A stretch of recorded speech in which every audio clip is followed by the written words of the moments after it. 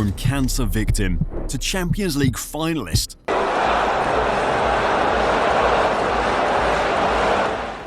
From battling addiction to winning with the Azzurri, Francesco Acerbi's story isn't just the regular rise to the top.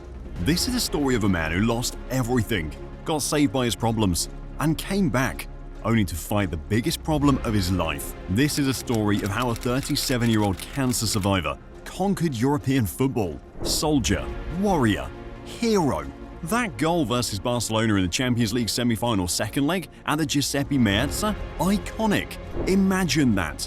Imagine scoring your first ever European goal in such circumstances. Yes, Davide Frattesi scored the winner for Inter, but that goal Acerbi scored right at the death, it was the goal that rescued Inter.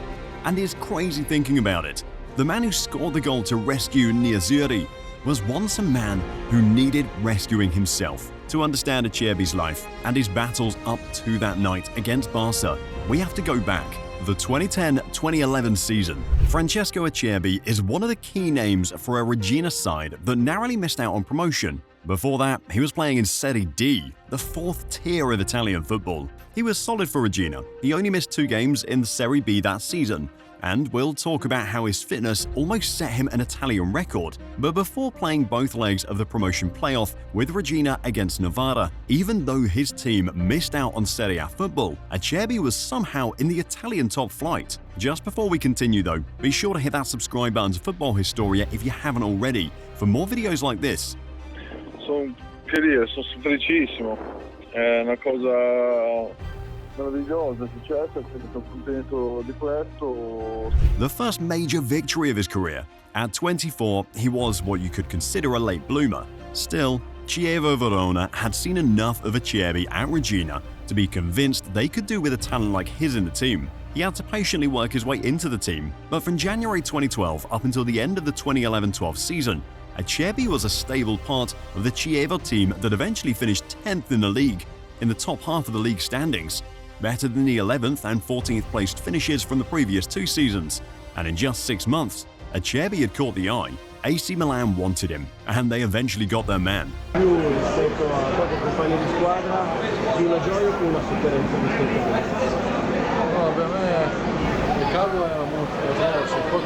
Imagine that. See, Acerbi had grown up a lifelong Milan fan. He was finally living his dream, finally playing in that Milan shirt. And what's more, the club rated him so highly that they gave him the jersey number of the guy they wanted him to replace. He was wearing jersey number 13, just like Alessandro Nesta. This should have been the dream for Acerbi. But beneath all that, unknown to the crowd and the world watching, Acerbi was barely holding on. He was falling into something very dark.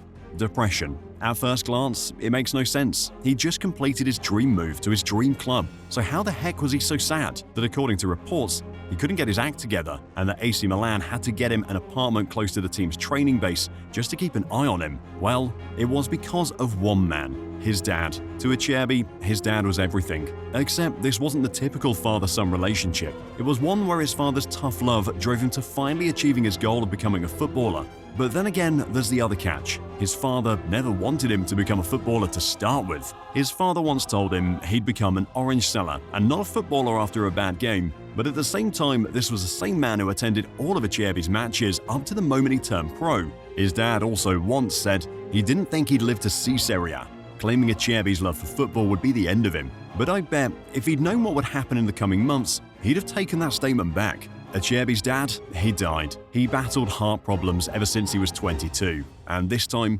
he got one over him. At that moment, that was the end of Acerbi. He suddenly didn't care about football anymore. He drank anything. Alcohol became his way of escaping the fact that his dad wasn't here any longer. Alcohol and depression, these two combined did the job on Acerbi. And after only 6 months, his Milan dream was over. That could have been the end. The downward spiral was supposed to end like that. By January 2013, he was back in Chievo again, this time on loan from Genoa. Genoa had previously bought him off Milan's hands, and in the summer of 2013, he was at the club where everything changed for him. He signed for Sassuolo, but at this point, it's important to stop and assess the situation a bit. Acerbi thought he'd already had the toughest experience of his career. Losing his dad and battling alcohol and depression in between would have been enough to take down even the strongest personalities in the game. But this was only a part of the story, because up next was an even bigger challenge. fighting to save his life. As Acerbi states here in Italian, it all started when he was called in for a pre-season test. The Sassuolo club doctors recognized a lump in one of his testicles, and after operating on it to avoid it spreading and the risk of cancer, it should have been fine. It looked like it was. Acerbi went on to play 13 Serie A games that season for Sassuolo,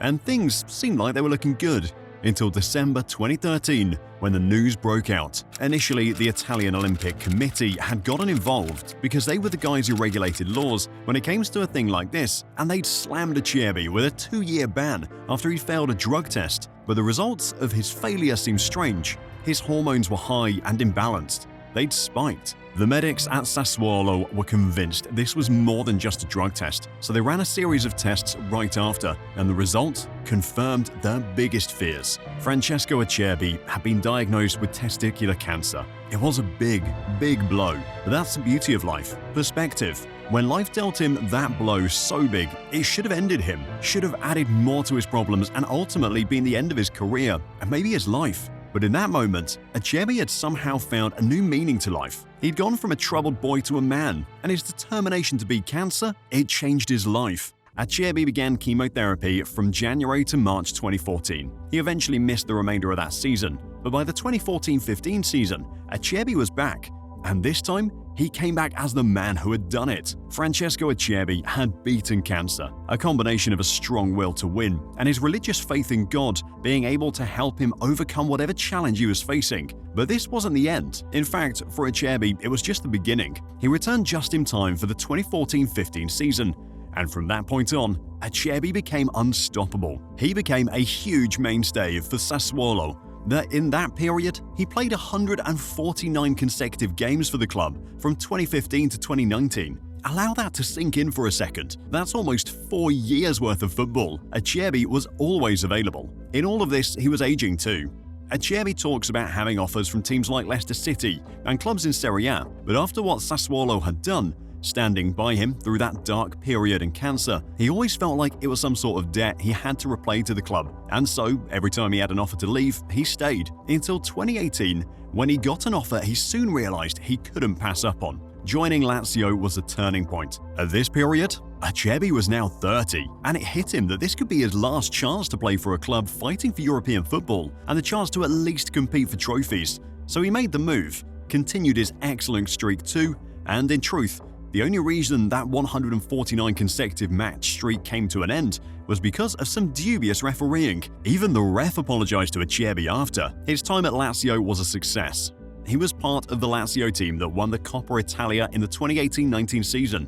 But even saying that understates just how important he was in that success. He played every game en route to the final. Acerbi continued to make a name for himself at Lazio.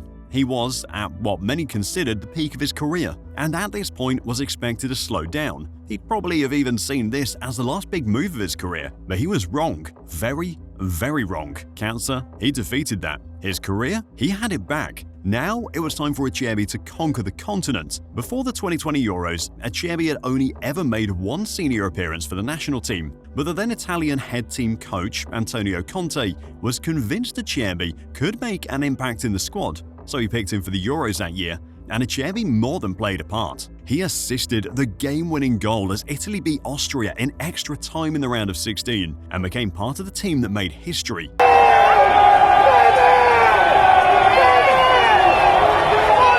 Acerbi and Italy beat England at Wembley to conquer the European continent's international football stage. Again, we're pausing here. Acerbi had gone from losing his dad and battling depression and alcohol, then cancer, to almost setting an all-time Serie A record, winning the first major trophy of his career, and just 2 years later, winning an international trophy with the Italian national team at 34. Wow, simply incredible. But again, as impressive as this sounds, Acerbi's story was still not done.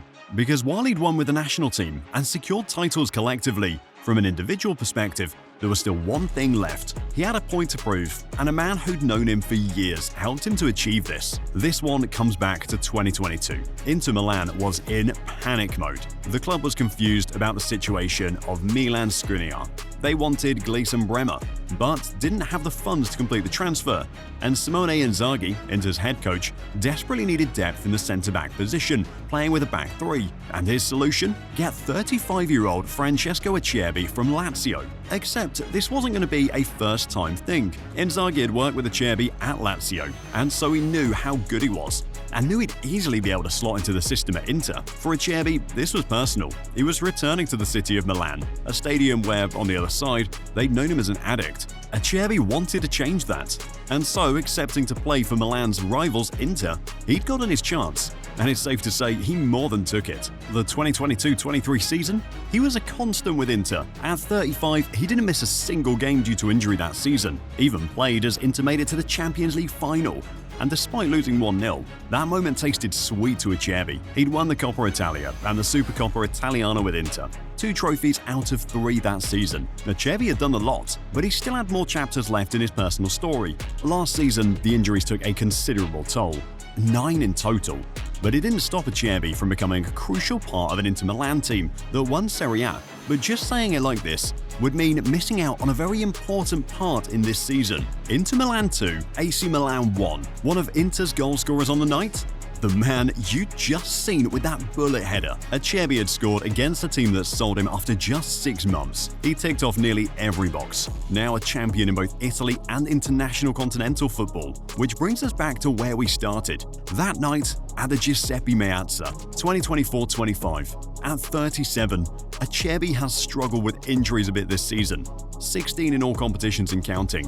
But he's still fighting. He's one of the best around in the country too. He ranks in the 87th percentile for passes completed this season, ranks in the 91st percentile for forward passing accuracy, and the 86th percentile for defensive duels. At 37, he might not be quick or fast, but Acerbi is a warrior, and he showed it on the night against Barca. Now he has the chance to make history, to finish his story with the perfect ending. 12 years back, AC Milan's number 13 was regarded as a mental mess. And now, 11 years on from the moment that could have ended everything, Acerbi has a chance with Inter Milan to become a Champions League winner. Speaking of that night in 2010 though, it was magical. Inter didn't just win the Champions League, they recorded an incredible achievement in the process as well. Click the next video to find out why the 2010 Champions League final will never be forgotten.